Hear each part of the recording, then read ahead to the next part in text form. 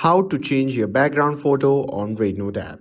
Hey everyone, welcome back to the channel. In today's video, I'll show you how you can change the background photo on your Rednote profile. It's super quick and easy, so without further ado, let's get started. So first thing first, open the Rednote app in your phone and make sure that you are logged in to your account. Once you have opened the app, simply tap on the profile icon shown in the bottom right corner of the screen. And once you are in your profile page, simply tap on the button labeled Edit Profile. From here, tap on the background photo. And once you have opened the photo, you can see the option labeled Change Cover. Simply tap on that.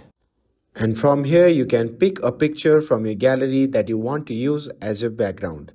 And once you have selected the photo, simply tap on the red button in the bottom right corner of the screen. Now give it a moment to load. And once you're done with that, simply tap on the save button. And a confirmation will pop up. Simply tap on save again. And that's all there is to it. Changing your background photo on Rednote app is super simple. If you found this video helpful, don't forget to like, share and subscribe to get updated for more videos. Thanks for watching and I'll see you in the next video.